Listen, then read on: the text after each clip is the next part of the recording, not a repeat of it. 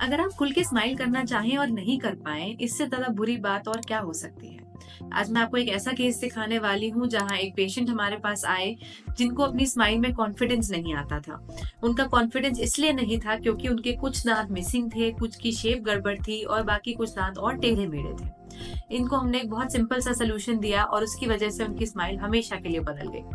आइए इस वीडियो में आगे देखते हैं हमने उनके लिए क्या प्रोसेस किया।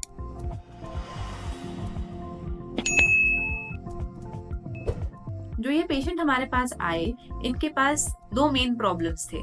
फर्स्ट प्रॉब्लम था कि जो दाँत इनके प्रेज़ेंट थे, वो टेढ़े-मेढ़े थे और उनकी शेप बहुत अलग थी। अलग का मतलब होता है जैसे इनके लैटरल इंसाइज़र्स पेग शेप के थे, कॉनिकल शेप के थे, फ्लैट होने की जगह। उसकी वजह से उसकी अपीयरेंस अच्छी नहीं आती थी।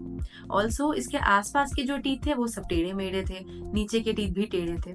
इसी वजह से उनको स्माइल करना पसंद नहीं था एंड कहीं भी पब्लिकली जाके वो शाय अराउंड करते थे। इसके लिए हमने इनको 2 चीज़ों के लिए सजेशन दिया। सबसे पहली चीज़ कि इनको हमने ब्रेसेस दिया शॉर्ट टाइम के लिए, जिसकी वजह से जो दाँत टेढ़े-मेढ़े थे, जो अलाइनमेंट प्रॉब्लम था, सबसे पहले उसको करेक्ट किया गया। ऐसा करना इसलिए ज़रूरी है क्योंकि अगर एक फ्रेमवर्क ही सही नहीं होगा, तो उन दाँतों में हम कैपिंग करने से खाली प्रॉपर तरीके से उनको अलाइनमेंट एंड आर्च नहीं दे पाएँगे।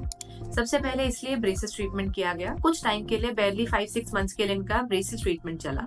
उसके बाद हमने इनकी कैपिंग प्लान की। जो कैपिंग और ब्रिजेस प्लान किए गए वो कैड कैम के थ्रू प्लान किए गए। That is a computerised method जिससे हम एक कंप्यूटर वांड से हम उसको पूरा स्कैन करते हैं, नॉर्मल मेजरमेंट नहीं लिया जाता है एंड लैब में जाके कंप्यूटर के थ्रू ही दोबारा से इसको कैप इसके ऊपर बनाया जाता है। इन दोनों प्रोसेसेस को कंबाइन करने से आप देख सकते हैं किस तरह से उनकी जो स्माइल थी वो कंप्लीटली बदल गई। पिक्चर्स में आपको सब कुछ दिखाया है जिसमें सबसे पहले ब्रेसेस से पहले कैसा स्टेटस था, ब्रेसेस लगने के बाद कैसा इफेक्ट आया, जब ब्रेसेस हटाए गए उसके बाद तक दांतों का शेप कैसे चेंज हो चुका है एंड जब कैपिंग हुआ उसके बाद क्या चेंज आया।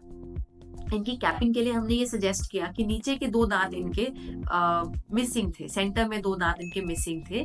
उसको हमने रिहैबिलिटेट करने के लिए 2 ऑप्शंस दिए, या तो हम इम्प्लांट कर सकते थे या फिर हम ब्रिज कर सकते थे। इन्होंने ब्रिज का ऑप्शन चूज किया, जिसमें हमने साइड में 2 टीथ का सपोर्ट लेके इनको 4 यूनिट का एक ब्रिज दिया नीचे के टीथ में।